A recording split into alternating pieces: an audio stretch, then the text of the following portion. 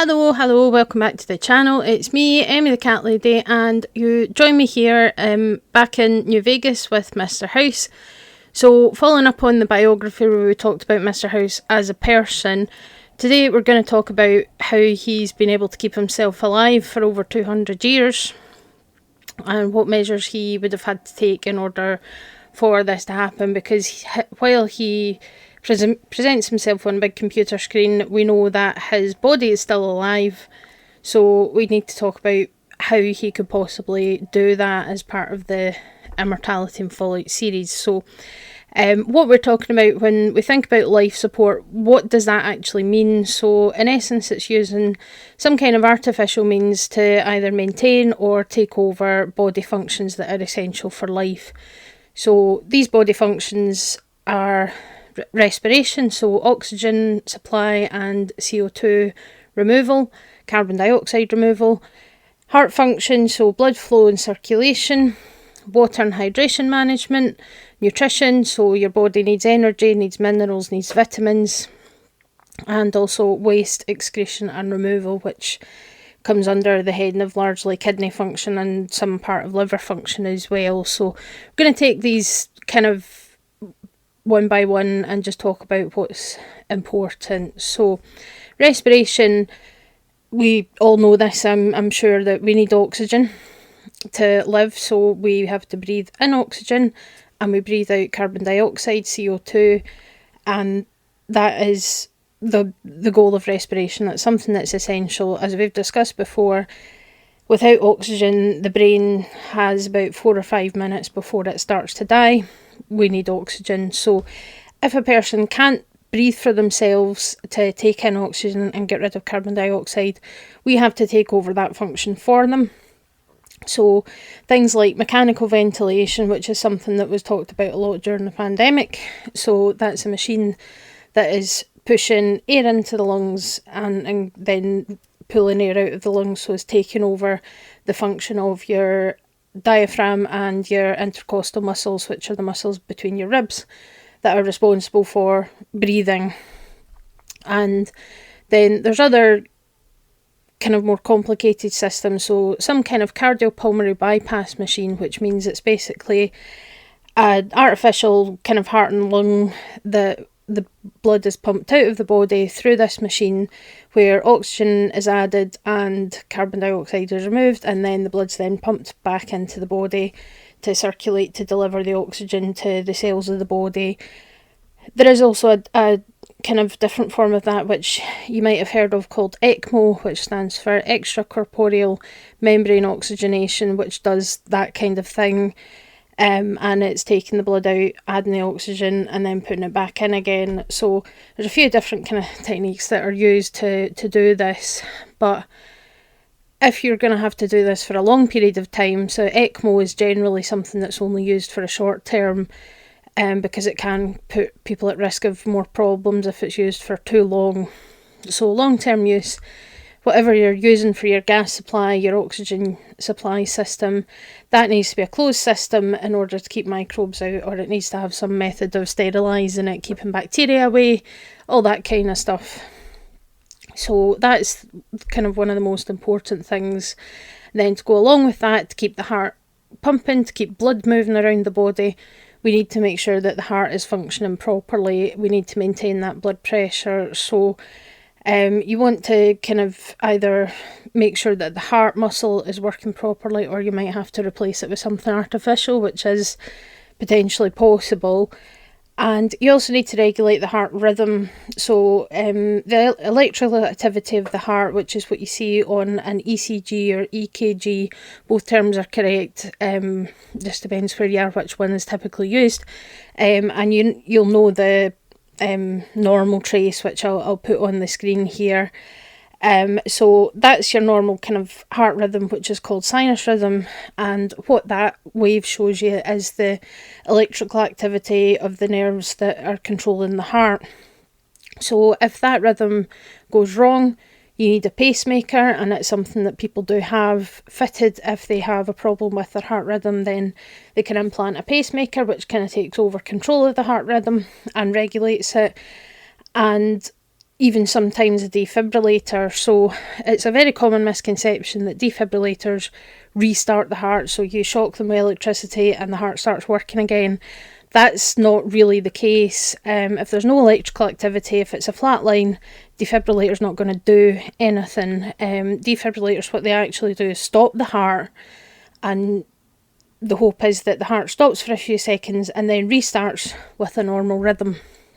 So if you have abnormal rhythms which are going really fast and uncontrolled, which is what's called fibrillation, that's when you use the defibrillator. So, you know, you can see where the name comes from, but if it's a flat line, it's not going to do anything. And even something as sort of straightforward as chest compressions act as a form of life support, because you're forcing the heart to pump by putting pressure on it from pumping the sternum, pumping the chest, and that causes pressure and makes the heart pump and makes the blood move around the body. So very, very important thing. If someone's heart has stopped working, that's one way to get it going again. And then we're on to the kind of more complicated kind of metabolic side of things. So nutrition is essential.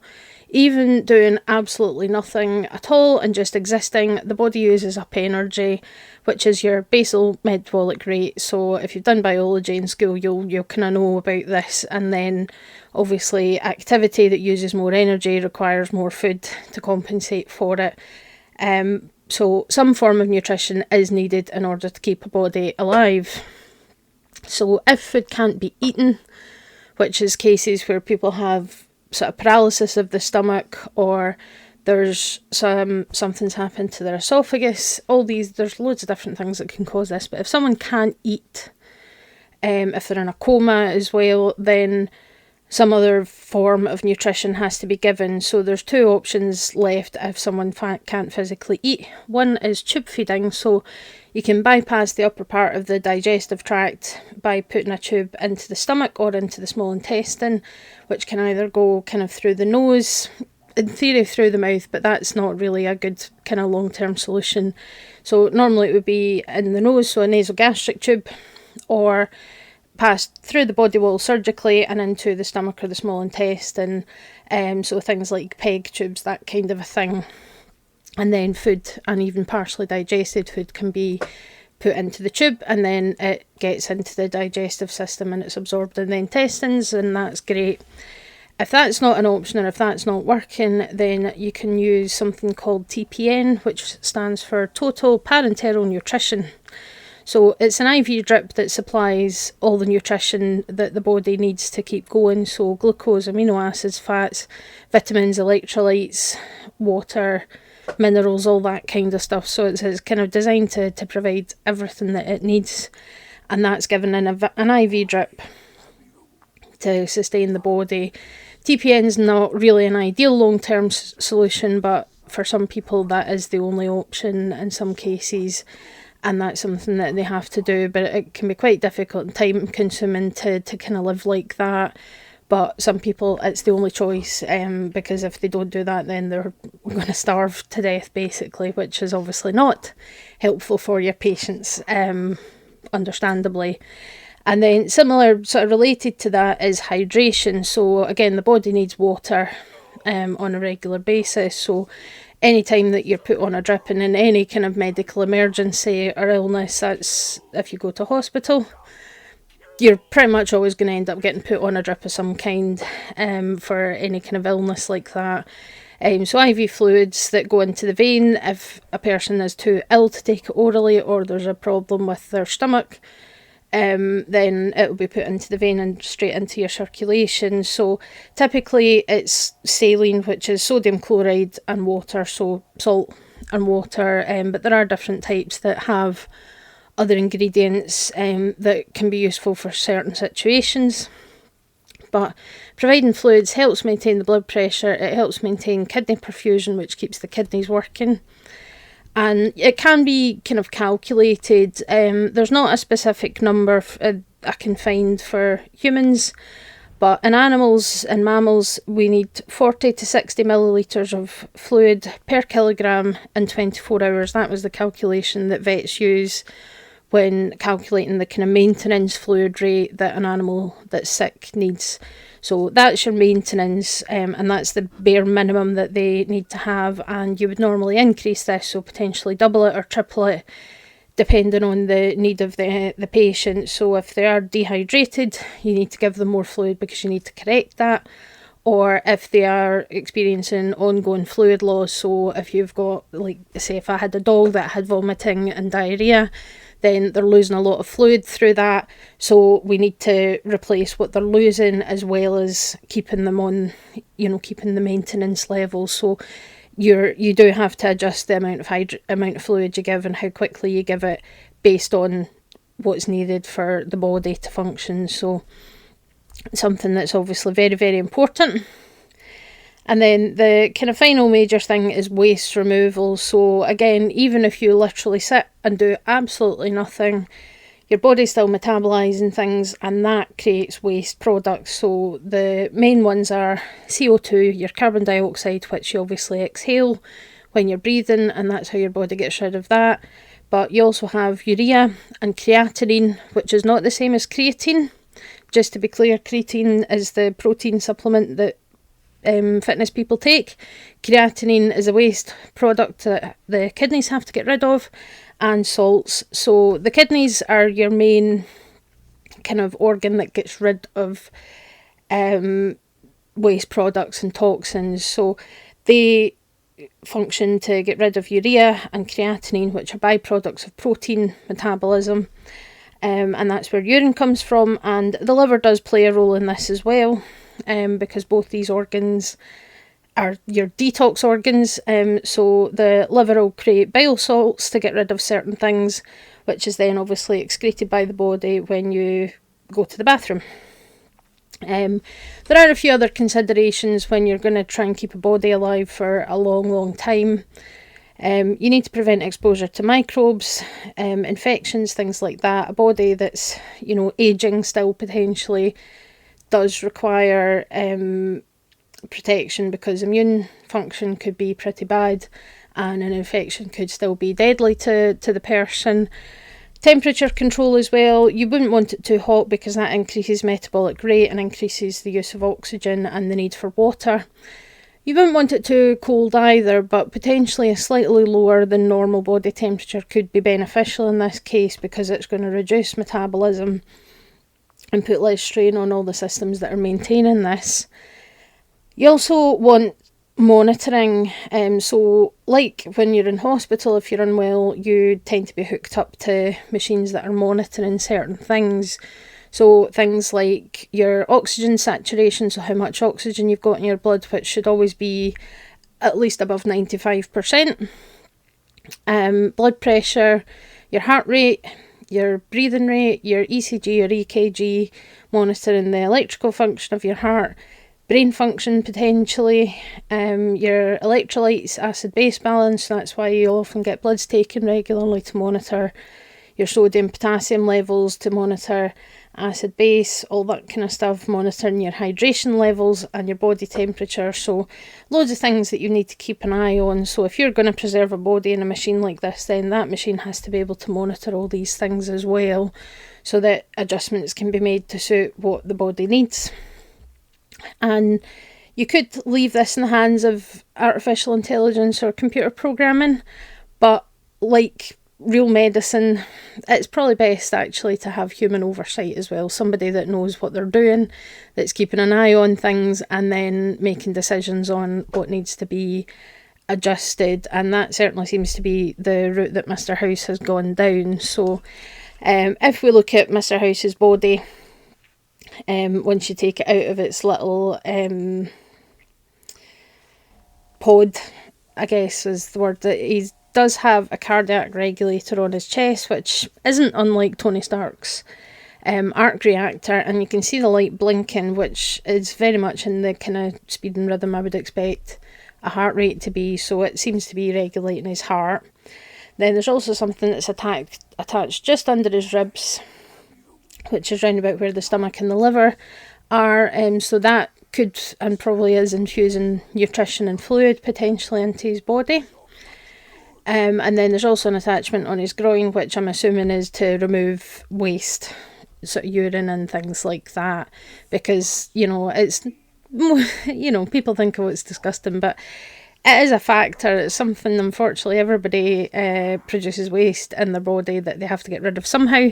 So it is a consideration that needs to be dealt with, and he's obviously found a sort of dignified way to handle that. And the little pod that he's in is airtight, because you can see all the you can hear all the hissing and things when you open it. And there's kind of bellows on either side of it that before you open it, you see them kind of pumping away. So that has to be the air cycling system, where O2 is getting put in, oxygen is getting put in, and carbon dioxide is presumably being removed. And there are things that you can use to kind of filter the carbon dioxide out of air. There's the granules that are attached to anaesthetic machines in certain anaesthetic setups, where the air's pumped through, and then this stuff basically pulls all the carbon dioxide out of it, that kind of thing, although they do need to be changed because they get used up, but potentially he's invented something that doesn't need maintenance. Wouldn't surprise me, really. And then, of course, he's got the neural interface on his head, which allows him access to his mainframe and all his computer systems and various things. And I would assume that this also includes managing his own life support systems as well, so that he can keep an eye on things and issue instructions to adjust to make sure that he's keeping himself alive and as healthy as he can be in this kind of situation. So it does kind of tie in with the long-term goal that Mr. House states, where he wants to get people out into space and colonising other planets and try not to make a complete mess of it this time.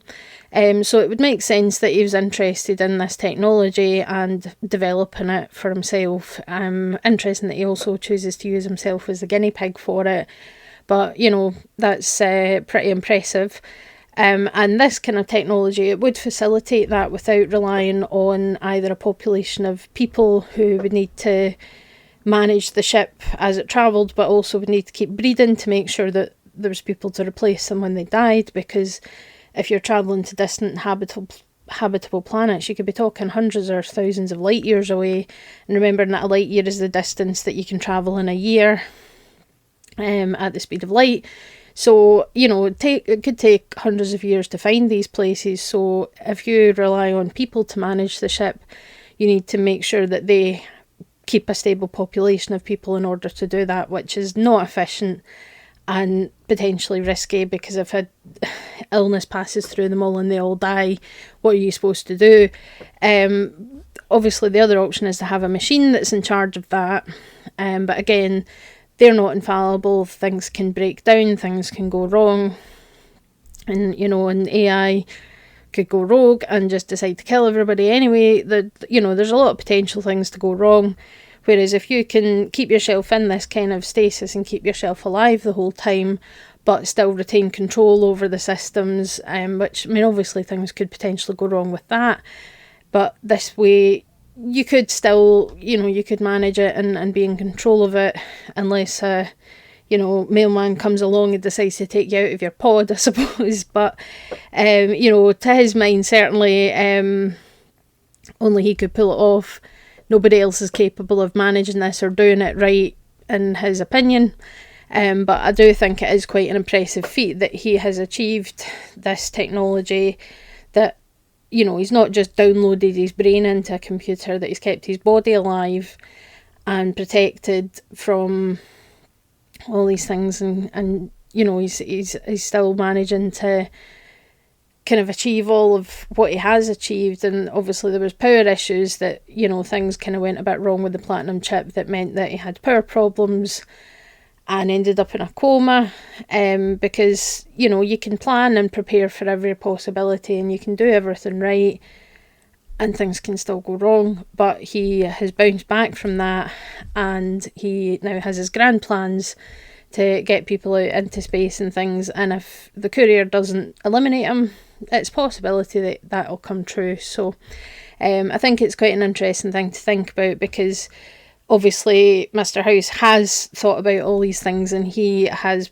planned and prepared and created this technology to cover all the bases basically, and it's quite an impressive thing to achieve. Whether this is something that people could do in real life, I don't know. It would be horrendously expensive, would rely on a lot of electricity, and that's kind of the point of the plot in New Vegas, is that everybody's after Hoover Dam because it's sustainable electricity, because it's a hydroelectric dam, doesn't rely on fossil fuels, doesn't rely on nuclear power, it just needs the water and it can produce electricity. So that's why everybody wants it, and House is no different in that regard, because that power is something that he can use for his own plans. So quite an interesting one.